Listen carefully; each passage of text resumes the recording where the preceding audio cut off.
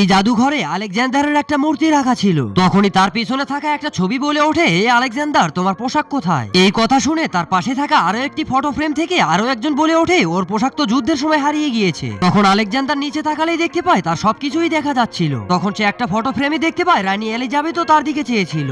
এমনকি তার পিছনে থাকা একটা ফ্রেমের ভিতর থেকে ছোট বাচ্চাও তাকে নিয়ে মস্করা করতে শুরু করেছে, যার কারণে আলেকজান্ডার সেই মিউজিয়ামের উপর থেকে লাফ দিয়ে সেখান থেকে পালিয়ে যাওয়ার চেষ্টা করে। কিন্তু তখনই সে সামনের দিকে দেখলেই দেখতে পায় দুই দেয়ালের ভিতরে অনেক বিখ্যাত মানুষের ছবি আটকানো ছিল, যার কারণে সে একটা বড় দেয়ালের পেছনে লুকিয়ে পড়ে। সেখান থেকে একটা ছবি উঠিয়ে তার সামনে দিয়ে সামনের দিকে যেতে শুরু করে দেয়। তখন সে খেয়াল করে সবগুলো ছবি তার দিকে বড় বড় চোখ করে চেয়েছিল। তখনই সে দেখতে পায় সেই কুখ্যাত মেশিনটার ছবি তার সামনে ধরে রেখেছিল।